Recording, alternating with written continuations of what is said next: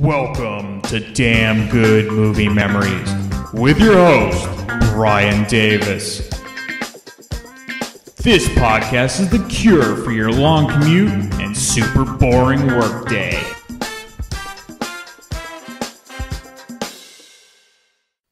What you got in the trunk? You don't want to look in there.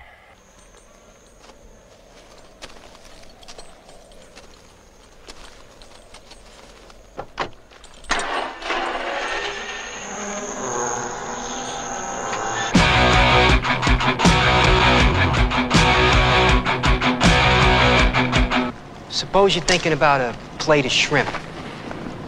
Suddenly somebody will say like plate or shrimp or plate of shrimp out of the blue, no explanation. No point in looking for one either. It's all part of a cosmic unconsciousness. You eat a lot of acid, Miller, back in the hippie days?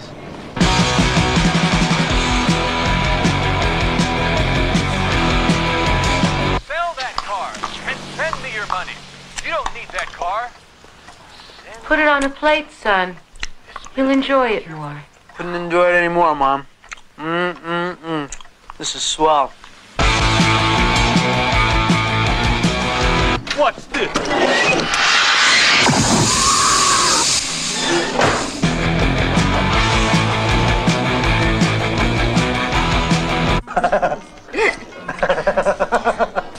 Charming friends you got there, Otto.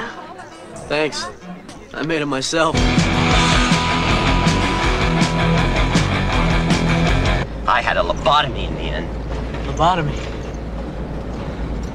Isn't that for loonies? Not at all. A friend of mine had one.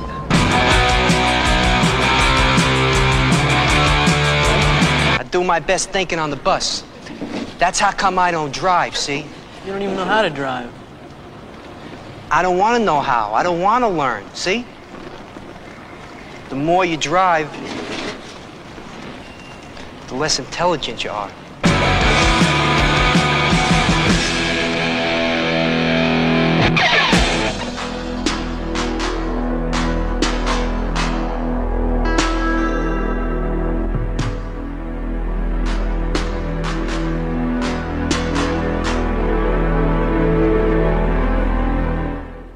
Hey there, it's Brian Davis, and for this week's episode, we're going to cover the movie Repo Man from 1984.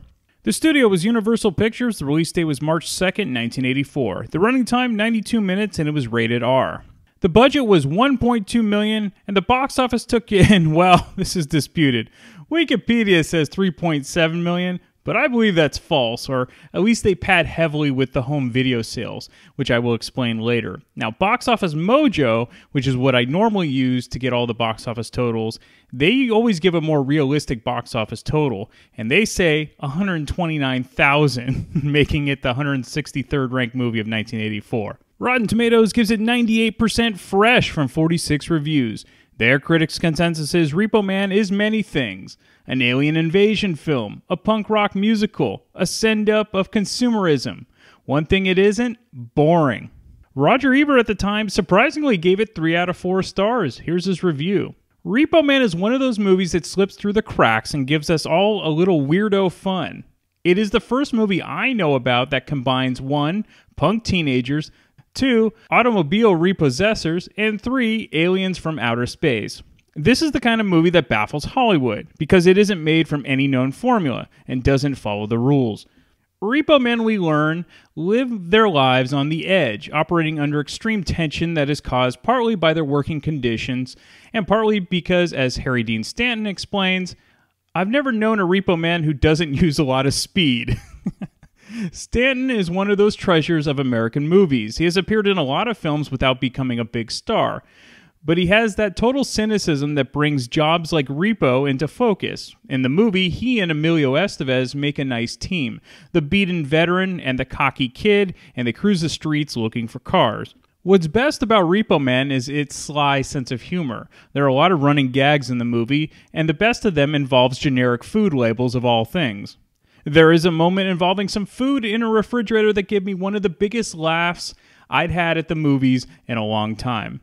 The movie also has a special way of looking at Los Angeles, seeing it through Harry Dean Stanton's eyes as a wasteland of human ambitions where a few bucks can be made by the quick, the bitter, and the sly. I saw Repo Man near the end of a busy stretch on the movie beat.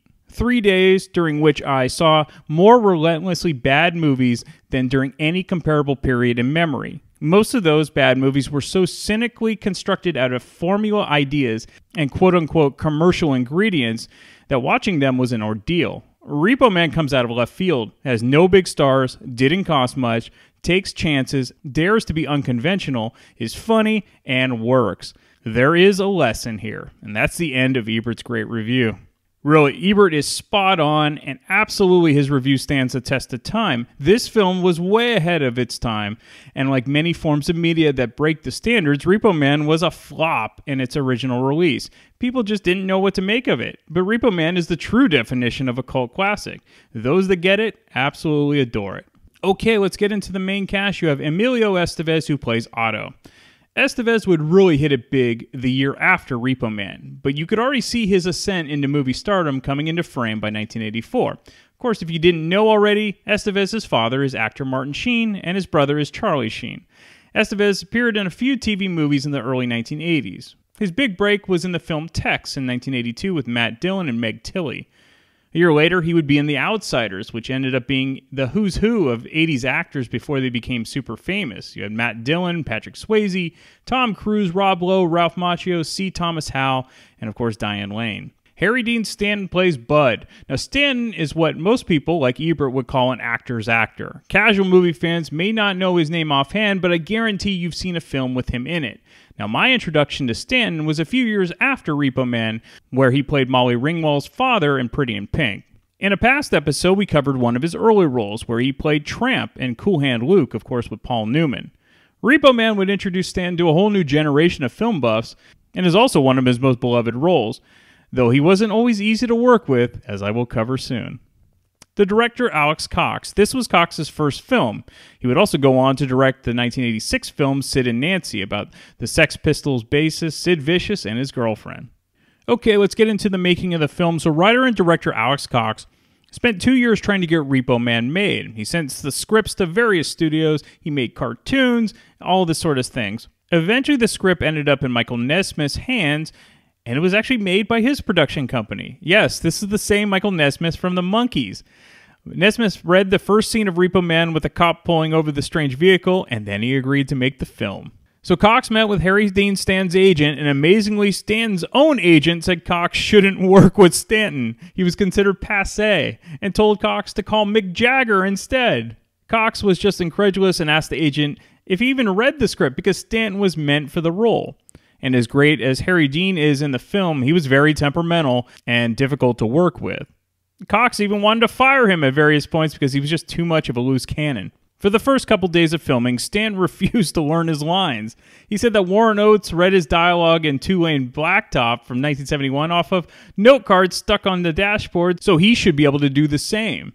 Cox overcame this obstacle by informing him that refusing to learn lines was in the breach of the SAG contract, which may or may not be true, but after that, Stanton memorized everything perfectly. Cox once said that Stanton got pissed on set and yelled at Cox and said, "I've worked with the greatest directors of all time, like Francis Ford Coppola and Hitchcock. And you know why they were great? Because they let me do exactly what I wanted." Originally, Cox wanted Dick Rude, who ended up playing the character of Duke. He wanted him for the Otto role. However, Rude was too much of an unknown, and Emilio Estevez was an up-and-comer after appearing in The Outsiders a year prior. But Estevez's agents wouldn't give him the script to read. They didn't want him doing small independent films. They only wanted him at that point to do big-budget films. Finally, a friend of the producers who knew the Sheens, they got Emilio the script, and he read it, and of course the rest is history. Dick Rude was very disappointed when he learned that after a year of expectations of playing the Otto character that it was recast. Another hard decision was firing Chris Penn for the Kevin role, even though he had already signed on. Penn actually shot for a few days, but then had a falling out with the wardrobe person and he was fired. As much as I enjoy Chris Penn, having Xander Schloss as Kevin actually worked out best.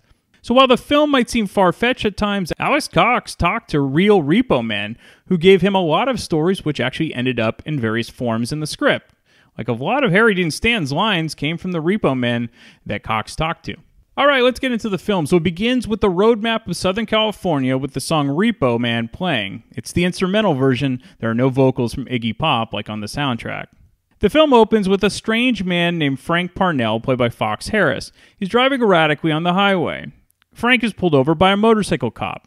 What's hilarious and true to life, Fox Harris was a terrible driver and really didn't know how to drive a car, and he drove into a bridge before the shooting even began.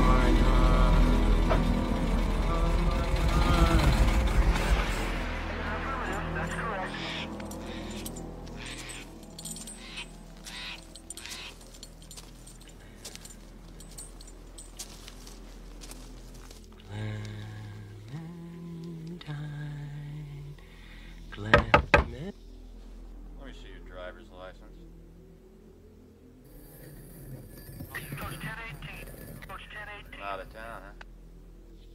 What you got in the trunk? Oh. You don't want to look in there. Give me the keys.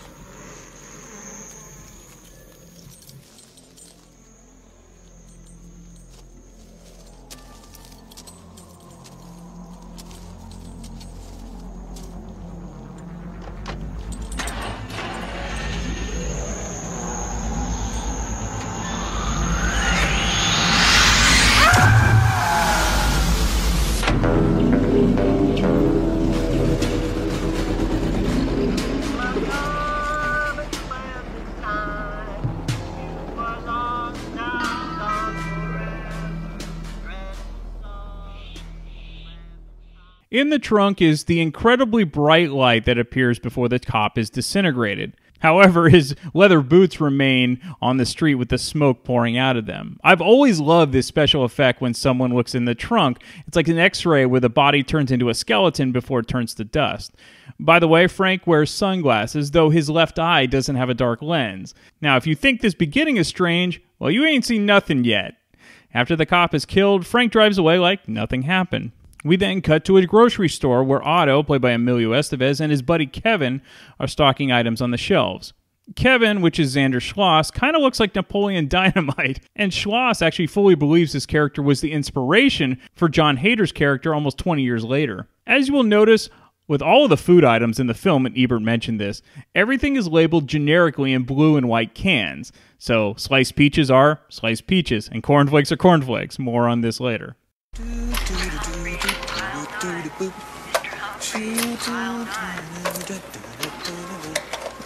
Feeling 7 up, I'm feeling 7 up. Feeling 7 up, I'm feeling 7 up.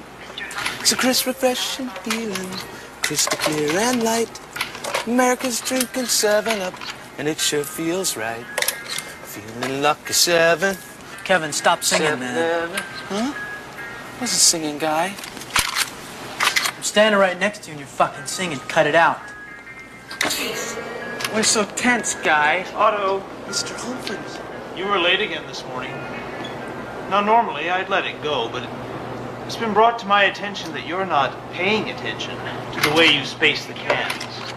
Many young men of your age in these uncertain times. Otto, are you paying attention to me?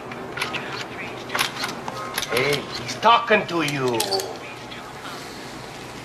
Fuck you.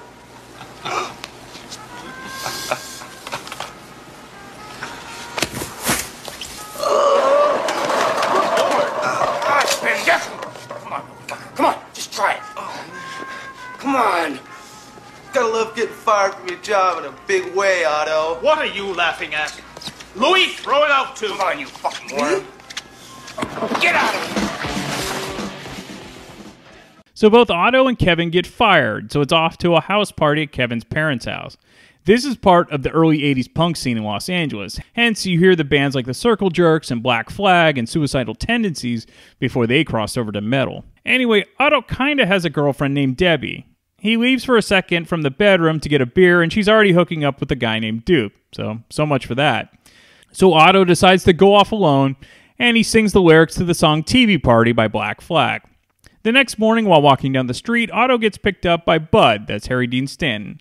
And just like that, Otto now has a new job, Repo Man, as in repossessing cars if you didn't already know the lingo. Hey, kid. Hey, you hard of hearing, Ace?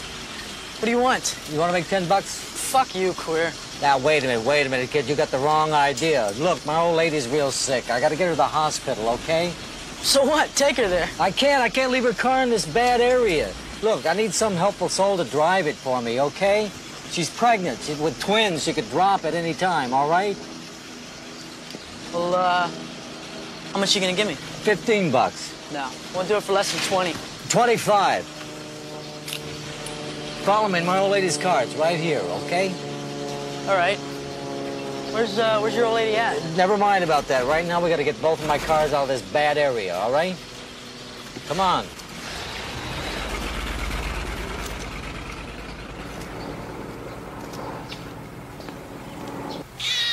Papá, ven aquí. Es un gringo en la calle con su coche.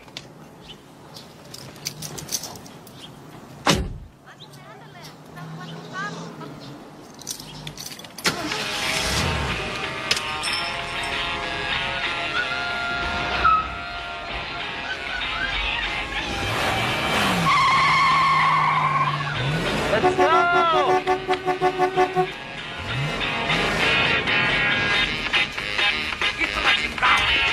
¡Hijo de la puta! ¡Dame mi carro! ¡Ándale, cabrón! ¡Mi carro! ¡Ándale! ¡Te vas a morir, cabrón! ¡Te vas a morir!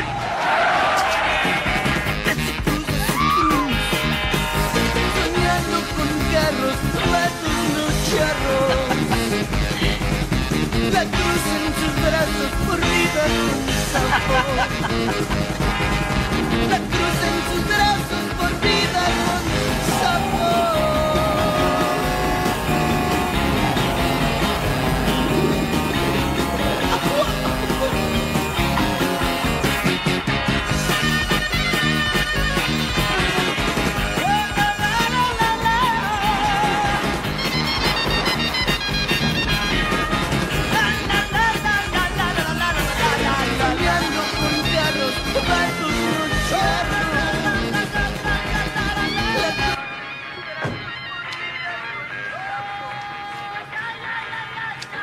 You know damn straight which one I'm talking about. It's sitting right outside. Took me 2 weeks to get this money up so I can come and get it. That ain't your car. Hey! Don't let him lie. You like that?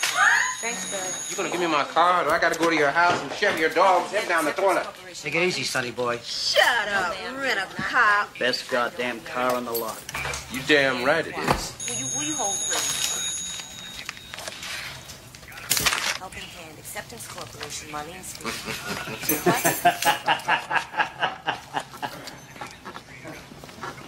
Say, Mama, what's happening? You won't take a lift? No, thank you. Let's go.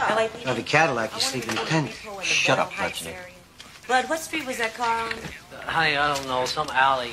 Hey, kid. He doesn't know. Hey, what street was the Cutlass on? I don't know. They don't know. I'll call you back. But I'm your old lady. Helping Hand Acceptance Corporation, Oh, Marlene speaking. shit. I forgot all about her. What kind of car? Well, she'll take the bus. She's a rock. Hey, come on in. Molly? Molly? Can you hold? Got a name, kid? Yeah, it's Otto. Auto? Auto parts? Hey, kid. Helping hand. You got a driver's Yeah, license? you fucking A, we ripped your Let me car, see. asshole. You wanna know who told us where it was? Your goddamn brother. Are you really 21? That's what it says, doesn't it? Hey, you want some help with that beer, kid? You're all repo, man. What if we are?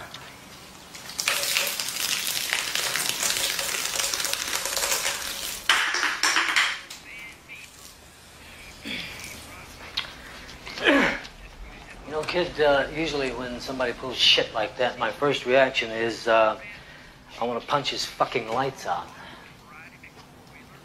But you know something? You're all right. Right light. You got any messages for me, baby? Yeah, here you go. Cracks me up. Somebody pissed on the floor again. Maybe he's looking for a job, huh, Budsky? Could be. What do you say, kid?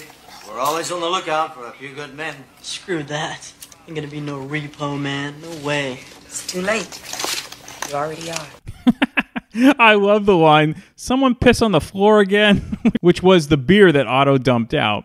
Elsewhere, the police are investigating the disintegration of the motorcycle cop, with what looks like a government agency also assisting in the investigation. What could have done that to him? Gasoline? Napalm?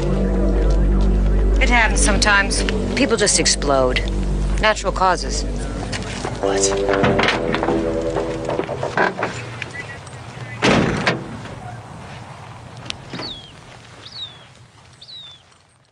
Otto takes the bus home, and we get to meet his brain-dead parents who are addicted to televangelists. The Lord has told me personally, yea, for I walk with the Lord. Amen. He said, Larry, you and your flock shall see the promised land, but only if you first destroy the twin evils of godless communism abroad and liberal humanism at home. Oh, Hello, Mother. joy Hello, Father. and hallelujah, smash them Anything down. to eat? Now, my friends, occasionally we get a letter from a viewer that says, now the only reason Reverend Larry comes on your television set is because he wants your money. And you know what? They're right. I do want your money because God wants your money. So I want you to go out and mortgage that home and sell that car and send me your money. You don't need that car. Put it on a plate, son. You'll enjoy it more. Couldn't enjoy it anymore, Mom. This is swell. Dad?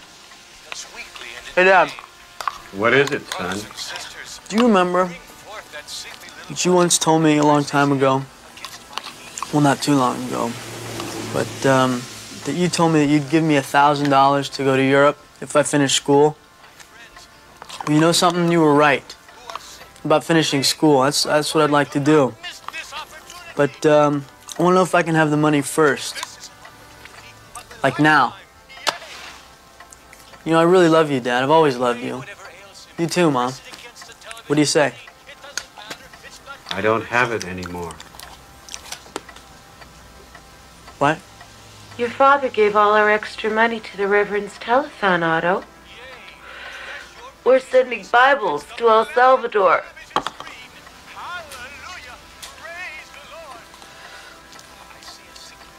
Well, what about me? You're on the honor roll of the Chariots of Fire. Same as us, Otto.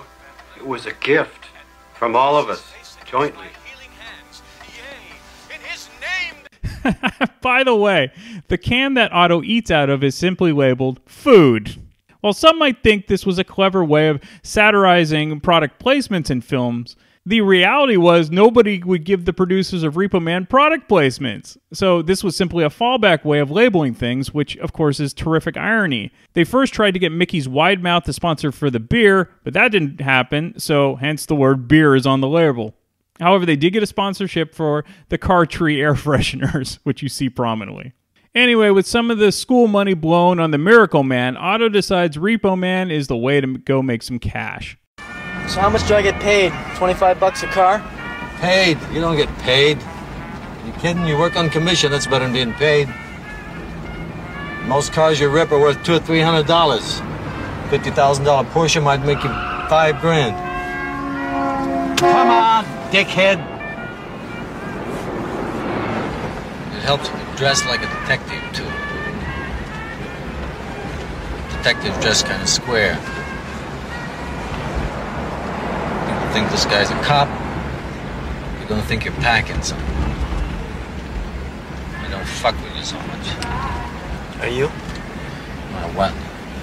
Packing something. An asshole gets killed for a car.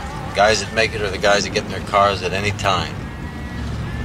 Get in at 3 a.m., get up at 4. That's why there ain't a repo man I know that don't take speed. Speed, huh?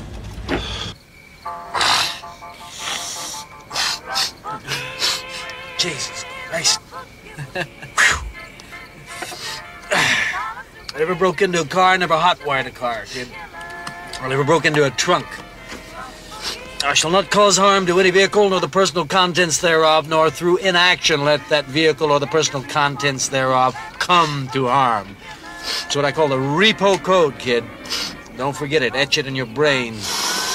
Not many people got a code to live by anymore. Hey, look at that. Look at those assholes over there. Ordinary fucking people. I hate them. Me too. What do you know, kid?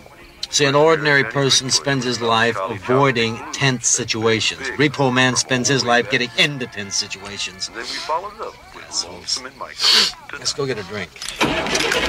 Tense situations, kids. Get into 5 or 6 of them a day don't mean shit anymore. I mean, I've seen men stabbed that mean shit. Yeah, I've seen guns too. They don't mean shit. But that's when you gotta watch yourself.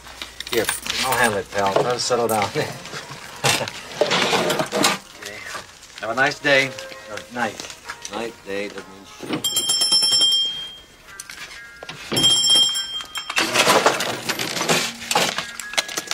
Wasn't that Otto?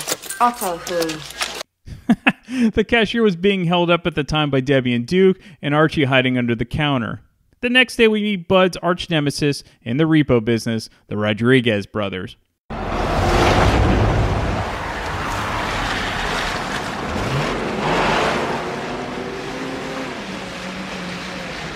Some bad shit coming down one of these days, kid.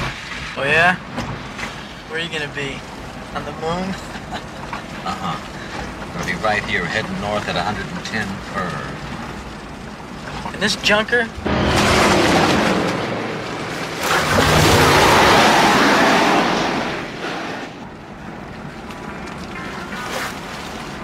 Cool car.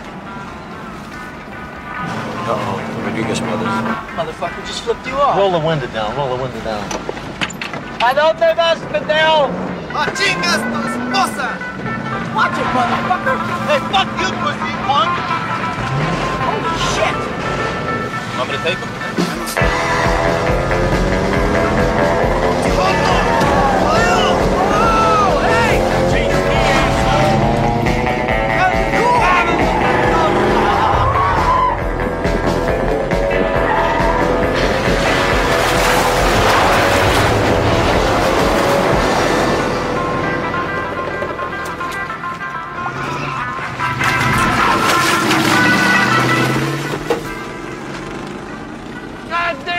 Shit, Rodriguez! Gypsy dildo punks! I'll get your ass! Wow, that was intense. Repo man's always intense. Come on, let's go get a drink. Gee, bud, you never told me it was gonna be like this, man. Cops and robbers, real life car chases. Woo! Otto also rides with another repo man named Light, played by Cy Richardson, who is equally as awesome as Bud. Light instructs Otto to repossess a car with a person already in it. He gives Otto a brown paper bag which has a dead rat in it. Otto decides to throw the rodent in the car, and instead of being scared, the woman simply maces Otto and drives away. And then instead of helping Otto in the car, Light leaves him in the streets as he drives off to catch the woman in the car. Otto is back with Bud, and Otto repossesses a nice Cadillac and then decides to try to pick up a young woman named Layla, played by Olivia Barash, who looks like she's in a hurry. Not paying attention to the road, Otto crashes into some garbage in the street. You still want to ride or what? No, I don't.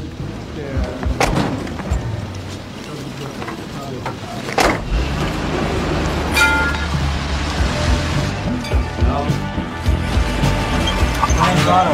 Layla. Is this your car? Yeah, it's one of them. One of them. Think you're pretty slick, don't you? I bet you're a used car salesman. I'm not. You dress like one. I'm a repo man. What's that? It's a repossessor. I take back cars from dildos that don't pay their bills. cool, huh? No. What are you doing? Those men in the car next to us, don't look at them. Don't look at them. If they see me, they'll kill me.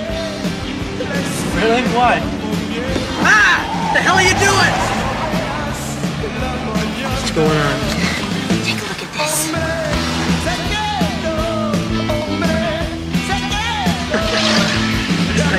Looks like sausage. It's sausage, Otto. That's a picture of 4 dead aliens. Laugh away, fuckface. That picture's gonna be on the cover of every major newspaper in 2 days' time. How do you know that? Part of a secret network. Scientists also in our secret service smuggled the corpses off his Air Force base. Now he's got him in the trunk of his car. It's a Chevy Malibu. We've gotta find them. What are you gonna do with them? Put them on Johnny Carson? Yes. We're gonna have a press conference and tell the world.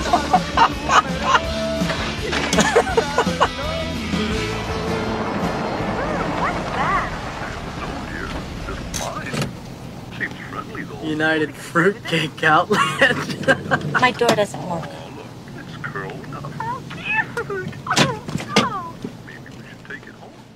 United Fruitcake Outlet stands, of course, for UFO. And even though Otto is brash and not very likable, Layla offers to do some hanky-panky with him in the back seat outside of the UFO building. Originally, the Layla character was supposed to be a middle-aged woman that Otto had an affair with. But after Olivia Barash was given the role of Layla, the character was changed, and Barash originally read for the Debbie role. Next, Otto goes with Light to repo what Light calls a little red devil. Light is like a surgeon when it comes to repoing a car and has a briefcase full of tools. Fuck John Wayne, man. Tell us his name, you little pussy. I walk into someone's place of work. This shit's scared. They know I'm not a cop. Think I come to kill him, and I would. I'll kill anybody who crosses me. You know what I mean?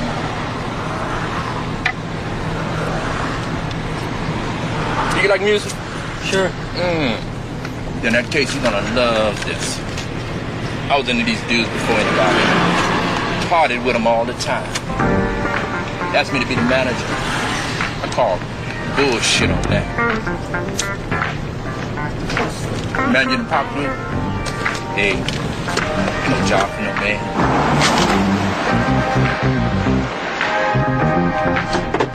Read that book I gave you. What book? Diuretics. Science of matter over mind. Well, you better read it, and quick. That book will change your life. Founded the Maserati in Beverly Hills. You know what I mean? So Otto talks about this Diuretics book with Miller, which is played by Tracy Walter. And of course, this is a parody of Dianetics from the Church of Scientology. A lot of people don't realize what's really going on. They view life as a bunch of unconnected incidents and things. They don't realize that there's this, like, lattice of coincidence that lays on top of everything.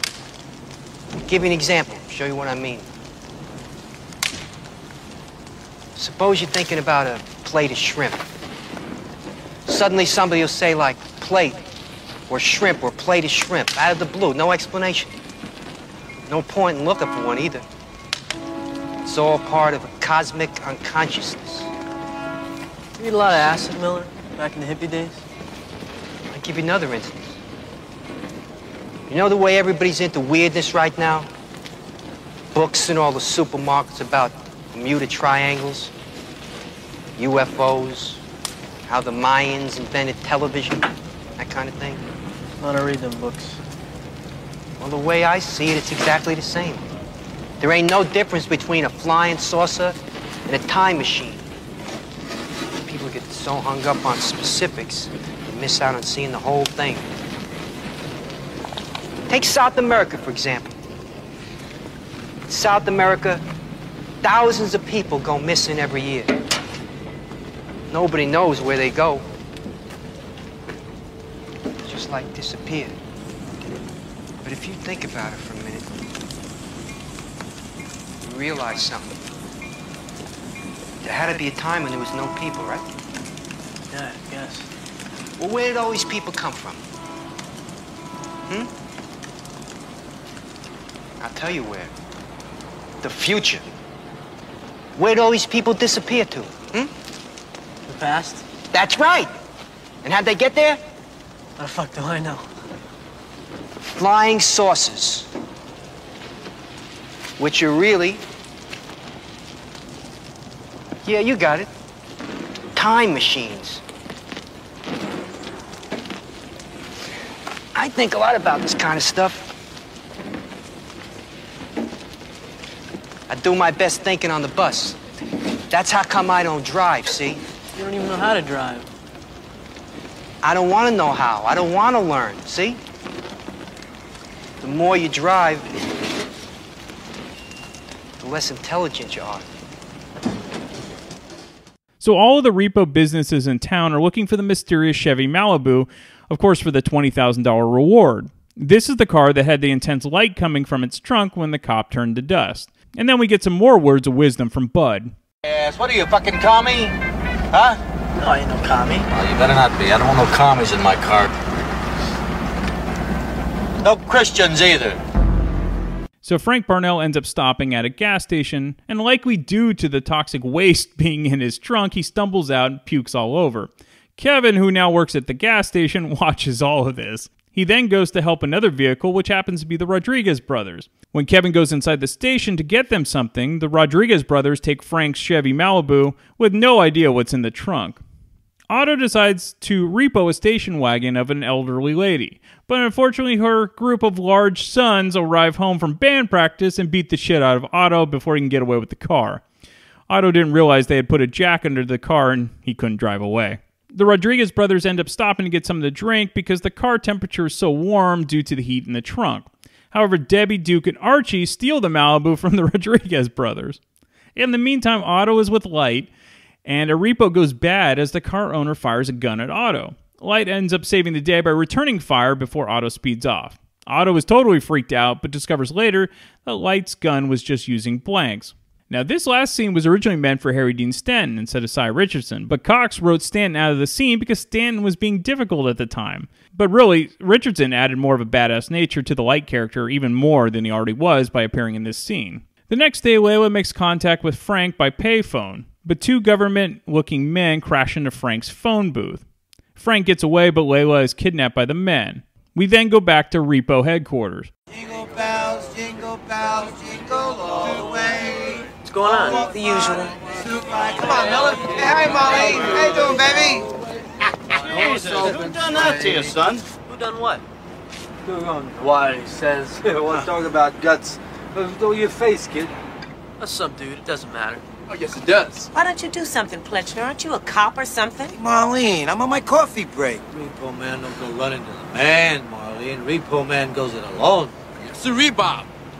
Just like John Wayne. Damn right, just like John Wayne. What's wrong with that? Greatest American that ever lived. John Wayne was a fag. What did you say, Melissa? What? John Wayne was a fag. The hell he was! He was too, you boys. I installed two-way mirrors in his pad in Brentwood. And he come to the door in a dress. You're fucking nuts. That doesn't mean he was a homo, Miller. A lot of straight guys like to watch their buddies fuck. They do? No, I do. Yeah. Don't you? Damn straight, I do. Fuck a John Wayne, man. Tell us his name, you little pussy. This song, bastard. Ah, you bastard! Hey, take it easy. His head is hurt. You're taking this too personal, son. The thing is, Repo Man got beat up in the line of duty. Now, it doesn't matter that that man was you. What really matters is that the guy that did it has got to pay the price. Now, stop being selfish and tell us his name. Come on! Ow, you bastard! All right. All right. Okay, his name was...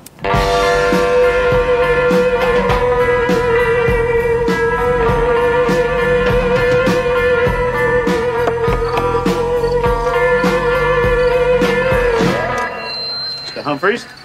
Yes? Yes, I'm Mr. Humphreys. What do you want? Don't mess with John Wayne or Repo Man. That John Wayne story was based on a story that was told to Alex Cox, so he just put it in the script. Also, Otto decided to name his old boss at the grocery store that fired him. Otto ends up getting a phone call from Layla who says to meet him at the club with the strange woman who works for the government. While at the club, the Circle Jerks are performing as a lounge act, which of course is hilarious. Debbie and her friends also show up, but leave soon after to discover Frank is trying to take back his car. Archie, the guy with the mohawk, decides to look at the trunk, which of course fries him. Debbie and Duke decide to leave the car with Frank.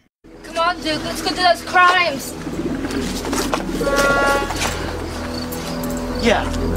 Yeah, let's go get sushi and not pay. Alright, there's about 30 minutes left in the film, and it will get even stranger, believe it or not. Will we discover what's in Frank's trunk? Who, if anyone, will actually try to repo the much sought-after Chevy Malibu with all the mysterious heat in the trunk? And will Bud finally defeat the Rodriguez brothers? Well, it's all answered in a very, very crazy ending. This movie, again, is the epitome of a cult classic.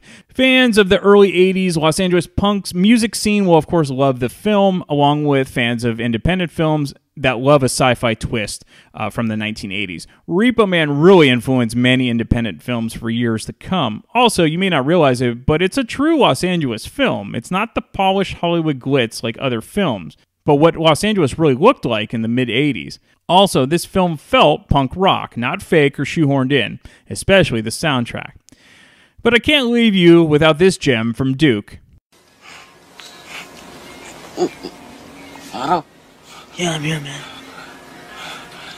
The lights are growing dim.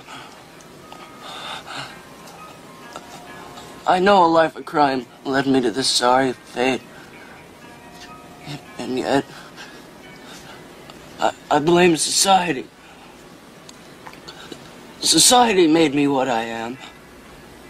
That's bullshit. You're a white suburban punk, just like me. But it still hurts.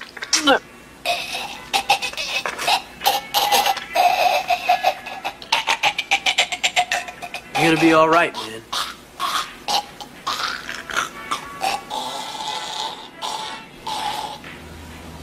Maybe not. The end credits are totally unique as well, as they go from top to bottom instead of bottom up. Also, you get to hear the song Repo Man playing this time with Iggy Pop's vocals. Alright, let's get into the deleted scenes. There were a number of them that were shown for the TV edit of the film. So instead of Duke hooking up with Debbie in the beginning of the film, it's actually Archie, and you see his mohawk conveniently shot between her legs. We have Frank losing a tooth while driving his radioactive car. Archie is swimming in someone's pool with his clothes on while Duke is on a lounge chair, and then Duke then shoots Archie with a bow and arrow. We have Bud using a payphone but gets frustrated that he can't get it to work, so he gets a sledgehammer from his car and destroys the phone booth. Otto then grabs a hammer and does the same. It's actually a really funny scene. Early on, Bud is showing Otto the ropes of repoing a car. If you don't have the keys, you wouldn't try to steal the car like Light would do. You call a tow truck. So then the guy who's getting his car repoed, who has his face half covered in shaving cream and in his bathrobe, comes out of the house to try to reason with Bud. It's the guy's daughter's car, but Bud calmly tells the guy to talk to his daughter about missing her payments and to call his branch manager before he will tow the car. Of course, once the father goes into the house, the car gets towed. Otto lives in his parents' garage, and there's a scene where he sleeps on the garage floor in his sleeping bag next to a car, listening to his Walkman while drinking beers. There's an extended party scene at Miller's house. There's a scene where Otto returns home and enters the house, and his parents are sitting on the couch covered in cobwebs while they're still watching the televangelist. Otto then turns off the TV to the horror of his parents. Otto is laying in bed with Layla talking about the Chevy Malibu, and Layla tells Otto she likes him a lot because he takes her seriously. At the house party, Otto arm wrestles Duke, and nobody wins. Kevin then wants to go target shooting, and Otto tells him to go smoke out of a bong. There's a longer gas station scene with Kevin and Frank, where Frank talks about how hungry he is before throwing up. Alright, some fun facts. So originally Alex Cox wanted Dennis Hopper as a Repo Man, but Hopper at the time was still doing poorly due to his alcoholism, and Cox heard that he literally drove another director insane, so they had to pass on Hopper. It would be a few years before Hopper's 1986 amazing film comeback, where he appeared in Hoosiers, Blue Velvet, River's Edge, and Texas Chainsaw Massacre 2. Universal Pictures pulled the film after 1 week due to underperforming, but the soundtrack generated such a buzz and sold over 50,000 copies, which was a really strong number considering it was an independent punk soundtrack. 6 months after its initial release, Universal decided to re-release the film due to the success of the soundtrack. And like a lot of underappreciated films in the 1980s, the advent of home video really helped Repo Man become a cult classic because those who likely missed the film in the theaters were renting the movie constantly. I definitely remember seeing the movie poster in many independent video stores back in the day, and I was always intrigued as a kid just from that poster. It just looked cool and still does. So no special effects were used to make the Chevy Malibu glow while parked at the repossession lot. Instead, the car was completely coated in 3M reflective paint, and it cost approximately $600 per bucket. So that photo of the aliens that Layla shows to Otto, it's thought to be of some sausages. It's actually depicting condoms filled with water and then dressed by J. Ray Fox and Linda Burbank in grass shirts. Xander Schloss, who plays Kevin the Nerd, he actually ended up joining the punk band The Circle Jerks after the production ended. So when filming began, they only had one 1964 Chevy Malibu. But it was stolen a couple days into filming, and it forced the film crew to scramble to find a replacement. So shortly after finding a replacement, the original was recovered by the police undamaged. This was fortunate timing because about a day later, Fox Harris severely damaged one of the Malibus by accidentally plowing it into a gasoline pump. And in the car wash scene, one of the gas pumps is clearly severely dented up and damaged. This is the pump that Fox plowed into in a previous take. All right, we have a special guest who loves this movie. He loves the soundtrack. He's been a big fan for a long time. And it's the great Ian Wadley from the Rock and Metal Combat Podcast who joins me to discuss the epitome of a cult classic, Repo Man. And I'll be back next week to talk about yet another random movie from my DVD collection. Okay, we're back, and I've been trying to get this guest to talk about this movie for, I guess, 2 years now. I think it's been about 2 years. It's like it's trying to like, where they talk about repoing cars. I'm trying to repo Ian Wadley back to this show. So thank you for joining me to talk about Repo Man, Ian. No problem. You'll probably get Repo Man 2 before I get back on here for the deluxe episode of Repo Man, unfortunately. That's right. That's why we're at this moment. We'll pull the curtain back. I'm trying to record about 30 episodes with Ian, so I'll be good for the next 5 years. So I tend to think most people know about the soundtrack rather than actually seeing this film itself. Did you see the movie first, or did you hear the soundtrack first? Saw the movie, and at the drive-in, it was the second movie. I can't remember what the first one was, but I remember telling my grandpa, "This shit's weird. We can go home now." I didn't get it the first time. It was just too weird. I think I knew who Emilio Estevez was, right? And Harry Dean Stanton I'd seen in other movies. Didn't really know much of the other cast except for what's the great guy? John Wayne's a fag. Yeah. His name is Tracy Walter. Tracy Walters, yeah, the great Tracy Walters, great in everything he does.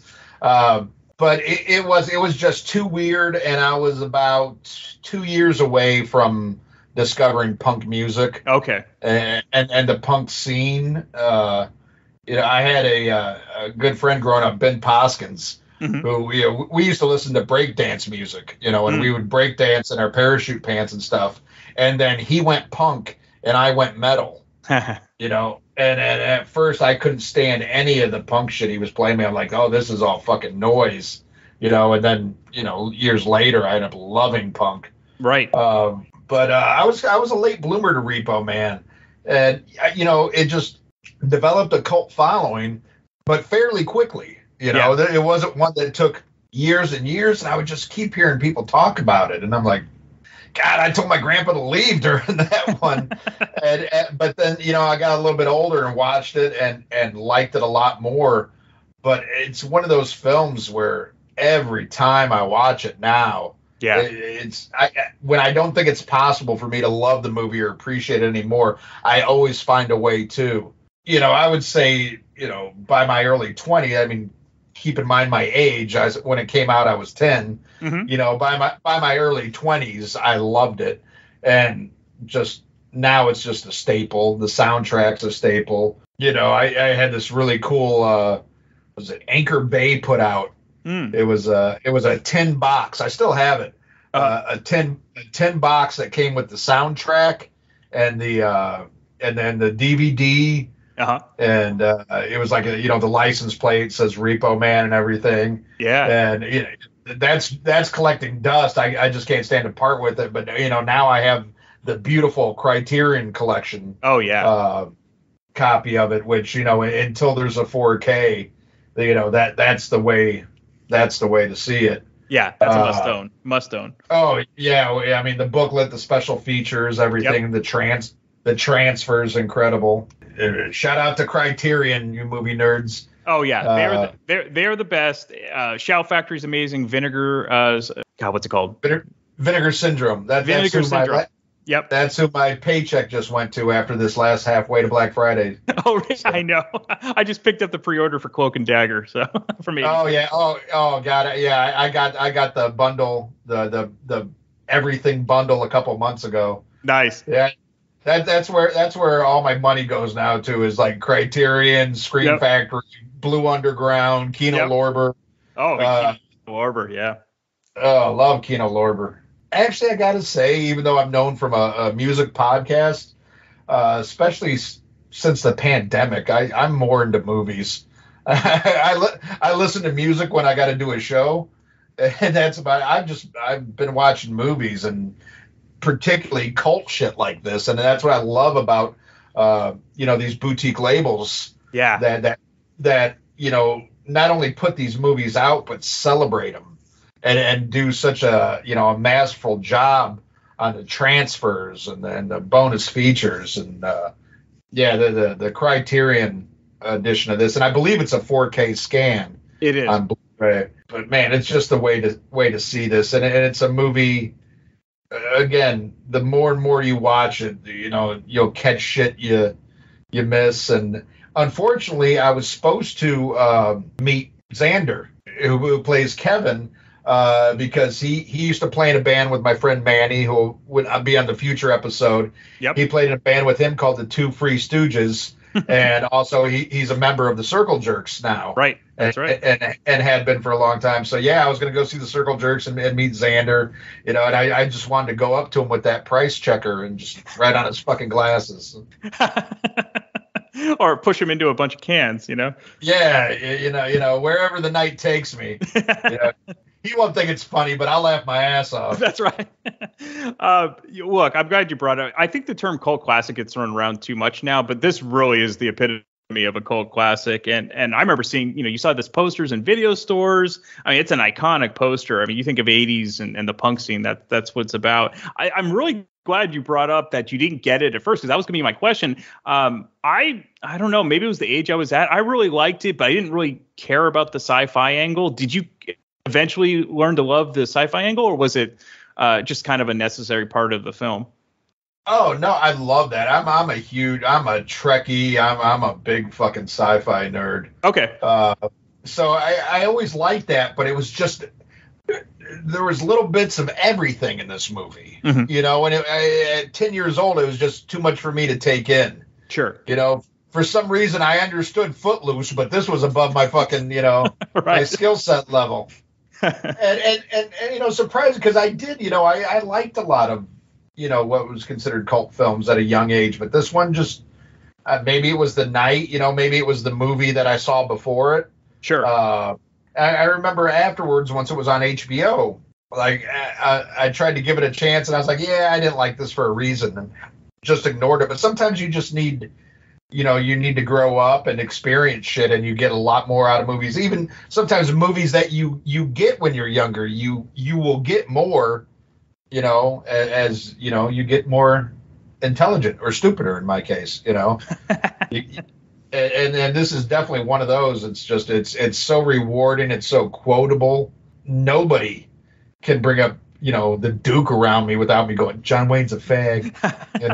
Which I love the story. If you watch the behind the scene footage, they talk about that. It was this one rumor that the writer and director had heard. And he's like, yeah, I'll just put it in the film, and it just becomes this thing. Oh, I know, and I run with it. I tell everybody that's the truth, and I tell them, oh yeah, I got shit at home I can bring in. It's true. Yeah. That's just because I hate John Wayne. Well, there you go. Don't tell Joseph Staub that. He will disown you. So yeah. Yeah, he'll forgive me. That's true. Joseph's a very good guy. Yeah. So I think this was an exclusive from the episode that you and Ralph were on. You revealed you actually met Emilio Estevez and Charlie Sheen at a young age because you lived in Los Angeles for a while. So Right. was this before or after Repo Man? Oh, this was way before. That was 79, 80. Okay. In between that time, as a matter of fact, it wasn't until years later when my dad told me that I realized who they were. You know, I had already known them as actors. Sure. And he's like, yeah, remember when we went to that house? And I was like, oh shit, you know, because like I said, Charlie Sheen was just covered in zits. And you know, they didn't look that much, you know, like I grew up watching them. Right. You know. Exactly. I mean, we're talking 3-4 years before The Outsiders even. There you go. You know. Yeah. So, but yeah, Emilio was cool. Charlie was a prick. That fits. Yeah, and I'm sure it's probably that way to this day. You know? Agreed. You know, nobody says anything bad about Emilio except Paul Abdul. There you I go. don't trust anything she says. Absolutely. So look, Emilio is great in this film, especially for being early on in his career. But I think you would agree too. What makes this is the character actors: Harry Dean Stanton, Cy Richardson, Tracy Walter. Who would be your favorite character in the film? It's kind of neck and neck between Tracy Walters and Harry Dean Stanton, but I think you always got to go with Harry Dean. Yeah. You know, I mean that man is just a legend, and just another quote I always say if somebody's in a car with me the first time, I'm like you're a communist. Or I don't have no communists in my car. Yeah, no Christians either. That's right. That's the punchline. Yeah, you know. Harry Dean Stanton can just anything he's in, he just elevates, you know, and he can be on screen for either the whole picture or 5 minutes and he makes a difference. Oh, totally. And what a huge loss, you know, and I'm just so glad that he kept working up until the end. I mean, you look at his later work, what he did on Big Love was incredible. You know, I think his last film, Lucky, I loved. You know, I thought he was great in that. You know, the stories about him are legendary. Oh yeah. And you know, when we do the full blown episode on this, and then Manny's here, you know, Manny's hung out with him before, and the stories he's got. You know, I mean, the guy was just a legendary figure in Hollywood, and just the epitome of cool. Absolutely. You know? Speaking of cool, I mean, he was in Cool Hand Luke, so there you go. Yeah. I mean, shit. I think he was in Birth of the Nation in the background. You know. Okay. Well, I'm glad I get that joke. So thank you for doing that, even if it's only for me. So. Yeah. I'm old. I think Samuel Letts will get it. Samuel's an old soul. So if he doesn't get it, he'll fucking Google it. You know? That's right. That's right. And then he's gonna figure it out. He'll do a set list of random songs from 1912. So listen to his show, by the way, on the That Metal Station. So look, we know that Repo Man exists, but I know you've seen some shit in your day. You have amazing stories from your life. Have you ever seen a car getting repossessed in person? No, but my mother's car did get repossessed. Really?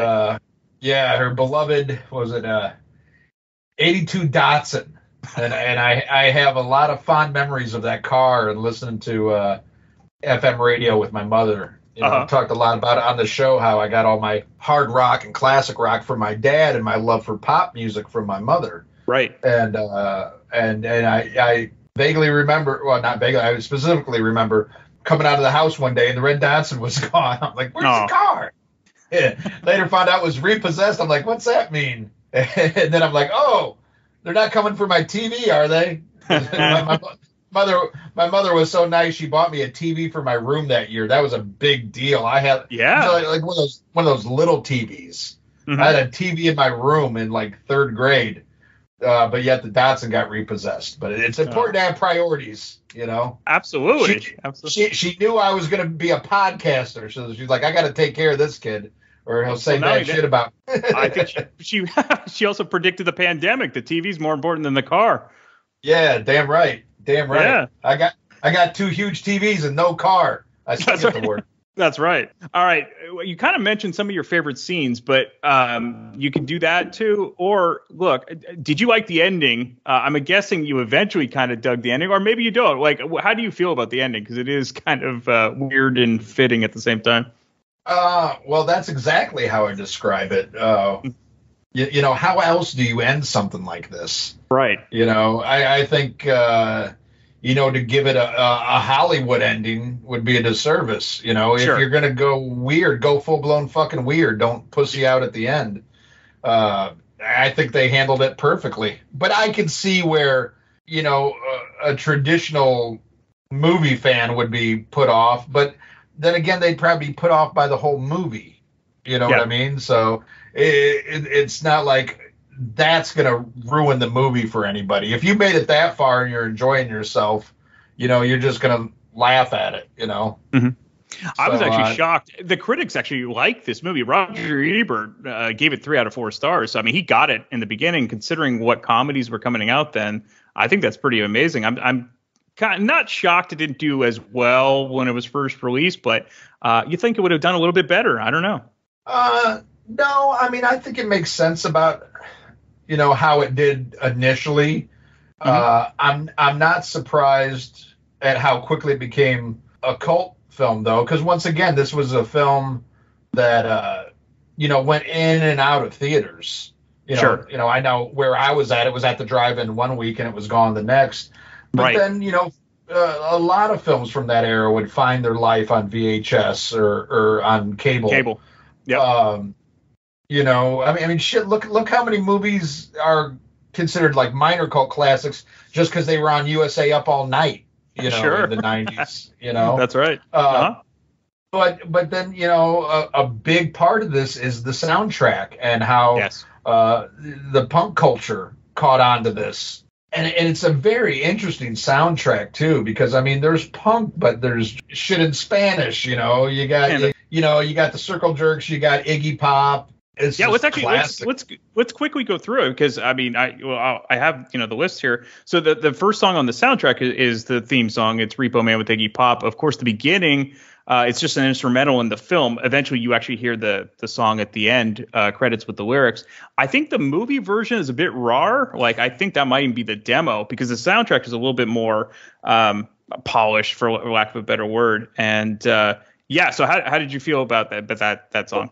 Oh, well, I'm a huge Iggy Pop fan, as everybody knows, so I love that. But, you know, even that I didn't get till years later, because, you know, you hear Iggy at the end, and, you know, I told you I left before the credits, so I didn't even know. Exactly. You know, I didn't even know it was an Iggy song at first. And I thought there was a cool story about Josh Homme from Queens of the Stone Age. He said that's how he was introduced to Iggy Pop. He said, I'd never heard the Stooges. I heard that. He goes, I had the Repo Man soundtrack. There you go. And he said, I used to, you know, race my dirt bike, listen to that on a Walkman. Mm-hmm. And, you know, and that's, hey, however you discover Iggy Pop is great. You know, there's no wrong way. No. You know? Exactly. But also, I mean, you got Suicidal Tendencies on there. Mm-hmm. You know, Circle Jerks, the Plugs, Black Flag. Yeah, I mean, it's just it's kind of a who's who, but it's a different kind of, you know, it's 80s punk, but it's still a weird mix for even that era. I think I don't know. It's a very unique soundtrack, I think. Yeah, but that was the great thing about early punk, is it was all over the place. Like, it wasn't repetitive at all, because Iggy Pop's completely different than the Circle Jerks in many ways. And going back to the song Repo Man, for me, it always kind of sounded, the main riff, like a combination of like the Batman theme and Peter Gunn. I love what they did with that. And if memory serves me correct, I believe Steve Jones is playing guitar on that from the Sex Pistols.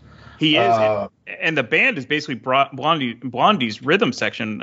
Clem Burke's on drums, and then Nigel Harrison's on bass. Nice. And TV Parties in the movie, which I don't want to call. I guess that's Black Flag's biggest hit. Yeah, that'd be the one that, people who don't know Black Flag probably know. Yeah. I think growing up in that era, I appreciate it more because I watched all those horrible shows they're talking about, Hill Street Blues. Yeah. Dallas, Fall Guy. Well, I don't know if you noticed, I'm sure you did, but the soundtrack version has different shows named than the original song. I don't know if I ever caught that or not. Yeah, so I wrote it down because I came prepared. So in the originals song, he says, "That's Incredible," Hill Street Blues, Dallas, Fridays, Saturday Night Live, Monday Night Football, Jefferson's Vegas. In the remake, they do Hill Street Blues, Monday Night Football, Dallas, Fall Guy, Magnum PI, MTV, A-Team, Fantasy Island, Different Strokes, Chips, and Dynasty. So nice. Yeah. So that's worth checking out. You had mentioned Suicidal Tendencies. You had mentioned that this didn't actually get you into punk at all. So when you revisited it, was that the song that kind of like, oh, okay, now I'm into punk, institutionalized? Well, no, actually, by the time I got the soundtrack, I was already into. I mean, I didn't get the soundtrack till I was probably in my 20s. So it was probably the 90s when I got it. Okay. So I was already pretty well versed in most of the bands, but I could still appreciate how different it was. Mm-hmm. You know what I mean? Because you had the hardcore punk. You had your classic punk. Mm-hmm. What it was morphing into, and it was actually dying out by the time I got into it. Right. Because I don't consider any too much punk after 85 really.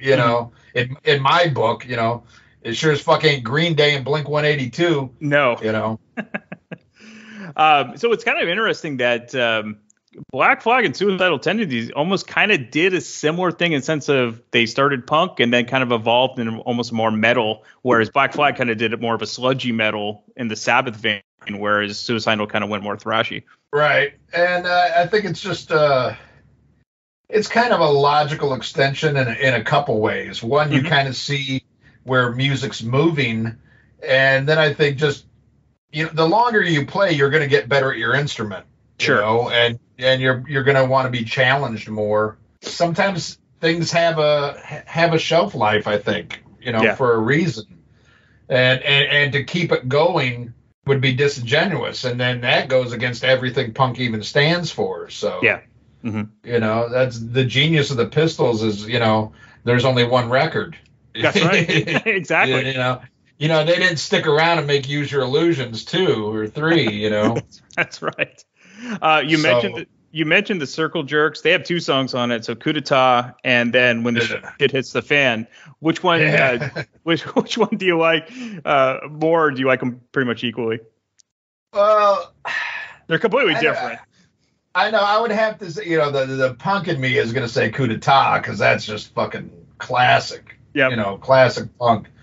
But there's just something so lovable and fun about Shit Hits the Fan. Yeah. When they're in the movie doing it and stuff too, the beep bop boop bop hey, If people haven't seen the film, so basically you hear the song, it's total punk, people are slam dancing in the beginning, and then Otto goes to a club and he basically sees these lounge singers, which is the Circle Jerks, and they're doing when the shit hits the fan, and the best line in it is like, I can't believe I used to like these guys. Yeah. Oh God. Let's get some sushi. Yeah. I'd say the other big name song from this is Fear doing Let's Have a War. Yeah, a great one, great album. And it's nice to see like a Fear song on a soundtrack that's not what's the 2 big ones? Forgive me, I've had a couple beers. I love living in the city. I love living in the city.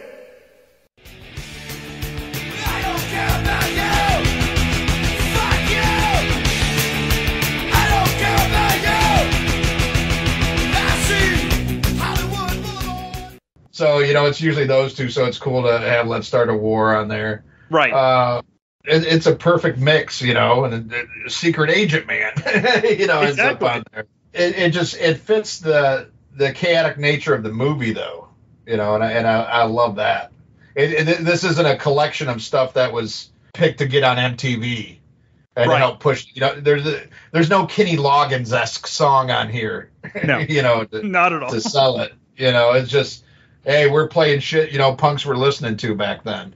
Oh, totally. And I would have never heard about the Plugs, because of that. And, the Hombre Secreto, the Hispanic version of Secret Agent Man. And I love the instrumental, the Real 10 that they do. That's kind of like the musical interludes. And you kind of get the full length of it on the soundtrack. But yeah, I mean, that's, even if you don't like this movie, you'd be hard pressed to find someone that isn't a music fan that doesn't like the soundtrack. Yeah. Unless their musical taste sucks, Exactly. And you heard it from the man. All right. So if you haven't seen this, definitely check it out. Definitely check out the soundtrack. And you get the thumbs up from the great Ian Wadley. So thank you for doing this, Ian. You're welcome. Buy the Criterion Blu-ray. Absolutely. Absolutely. If you are ever in the San Francisco Bay Area and still love collecting or renting DVDs or VHS tapes, come check out Captain Video in San Mateo at 2837 South El Camino Real. Captain Video is open 6 days a week and closed on Wednesday, and one of the last traditional video stores still running in the United States. New movies you can rent for $2.99 a day. Old movies you can rent for $2.99 for 5 days. And if renting isn't your thing, you can also purchase anything you find in the store. Be sure to tell Ira that you heard about Captain Video from the Damn Good Movie Memories podcast. Happy renting and happy collecting at Captain Video. Come hang out and chill with Brian A. Davis and the Bad Beat. Wednesdays, 11 p.m. Eastern, right here on thatmetalstation.com.